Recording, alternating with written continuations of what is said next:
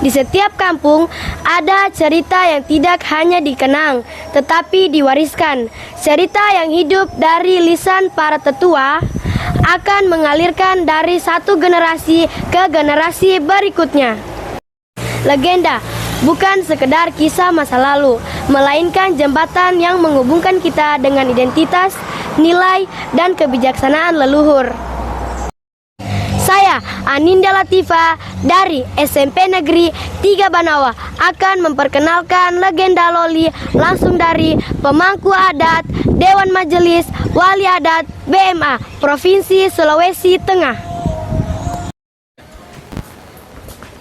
Beliau adalah Ketua Persaudaraan Pemangku Adat Loli yang hingga kini masih menjaga dan mewariskan cerita-cerita leluhur kepada masyarakat. Assalamualaikum warahmatullahi wabarakatuh. Waalaikumsalam warahmatullahi wabarakatuh. Tabe Pak, saya Aninda Latifa, saya dari SMP Negeri 3 Banawa. Tujuan saya menemui Bapak untuk berdialog tentang legenda Loli ini. Ya, silakan. Adapun yang mau saya tanyakan Pak, Silakan. apa saja nama legenda yang ada di Loli ini? Nah, legenda Loli itu ada beberapa versi. Yang pertama itu kejadian terjadinya Loli. Lembah Loli ini terjadi karena dulu ada sebuah kisah cerita yang dalam hal ini banyak yang diceritakan dalam buku-buku seperti buku yang diterbitkan oleh Profesor Dr. Andi Matulada, yang mana Loli menurut versi mereka bahwa kata dari bahasa Mandar, tapi versi orang tua kita di Loli itu adalah kata dari Lolita. Lolita itu atau cerita yang dalam tatanan sejarah Kaili itu dalam konteks tutura. Tutura ini cerita dari turun-temurun yang dikisahkan oleh orang tua kita, yang mana memberikan dampak yang sangat baik bagi kita sekarang. Pak, bagaimana awal cerita legenda ini diceritakan? Nah, awal legenda ini itu waktu kejadian anjing hitam yang dari Desa Bangga. Anjing hitam itu memiliki ciri khas berbadan satu, berkepala dua, berekor 7. Yang dikejar waktu pada saat perkelahian antara belut dengan anjing. Setelah itu anjing tersebut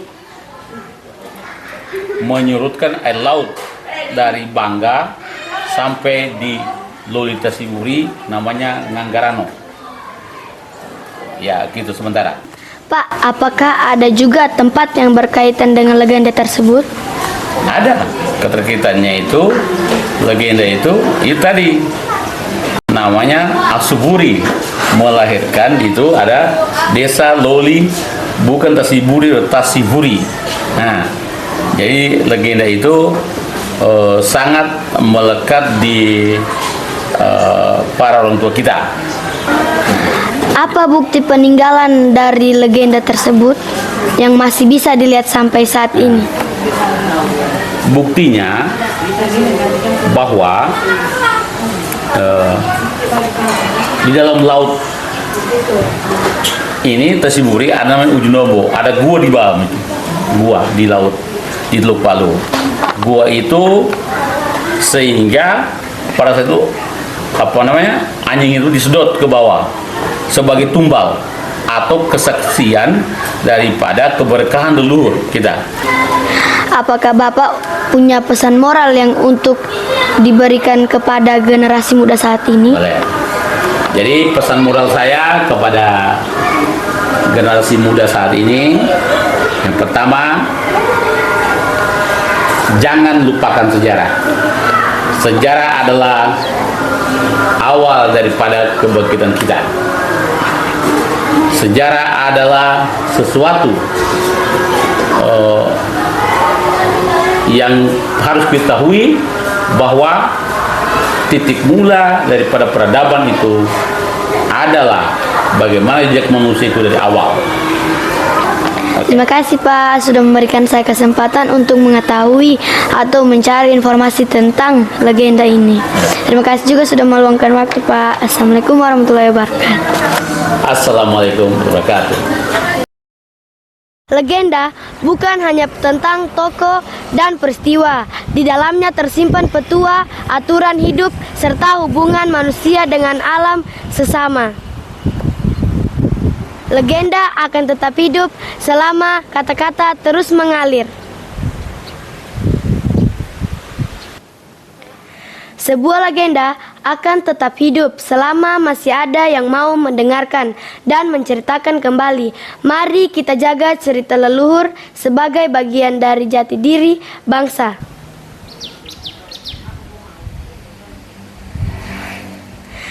Kamai gabudayakan ta legenda kaili asupaya katuvuta moboli tesa eva wenoili. Nee mengkalingasi warisan budaya ante adata asupaya majadi potesa ta gapurina. Sekian dan terima kasih.